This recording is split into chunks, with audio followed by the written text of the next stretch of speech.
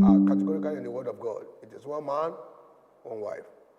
But this man ended up, one way or the other, with 2 women in his life, and he sat for 14 years because of Rachel. That's what we call tenacity.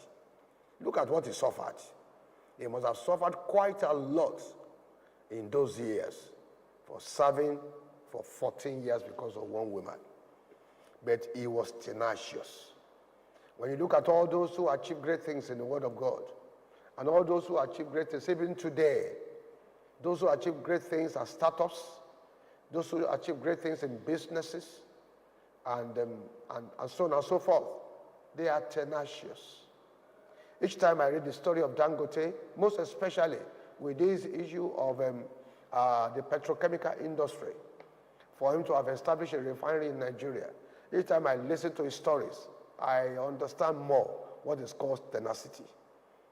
Those who have been buying, who have been buying oil, refined oil from abroad with dollars, that had affected our currency very badly, they will never want such a thing to happen. The man was tenacious. The man held on to his dreams. The nations who have been oppressing us and selling selling us fuel, even though we are the ones selling them on refined crude oil, those nations will not be happy with him. But the man is tenacious. He must be energetic. That's the E. To be energetic is to be full of energy, because the work of ministry and an achievement in life requires a lot of work. It is not for the feeble-minded. You need a lot of energy. And you need to ensure you keep your frame strong enough to be able to do a lot of work. When others are sleeping, you have to keep awake. Your body system must be strong enough to take a lot of hard work. As I was thinking about this, I remember the story of Paul, the apostle. When he was running up his third missionary journey, the Bible reveals to us in Acts chapter 20. Acts chapter 20 from verse 13. Then we went ahead to the ship and sailed to Assos.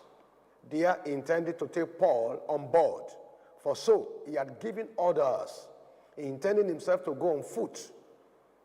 And when he met us at Assos, we took him on board and came to Mytilene. Now listen, this is the apostle. He should actually be sitting, or even the possible people should be carrying him. Do you know that today, a lot of people, they make use of their position to oppress others? He actually asks others to go in the ship while he will walk. And we're not just talking of walking or taking a walk between the city. No, he was walking between one city to the other. Because in those days, it's either you go by ship or you go by foot. If you don't have any beast of body that can carry you around, you don't have donkey, you don't have a horse, you don't have horses or whatever, you have to go on foot. And that was what he did. Great man that God had used, like him. He asked others who were walking with him to go by ship while he will go on foot. And this tells us a lot about such a person. He was energetic, he was humble. And he had made up his mind he was going to fulfill his purpose. It doesn't matter what it takes. And that takes me to the next thing, agile. To be agile is to be quick to react to situation. You see, it's to be nimble. They call it, being agile is to maintain mental sharpness. It doesn't matter what the situation looks like. Doesn't matter what the situation looks like. This word agility became more important, became a focus during the pandemics.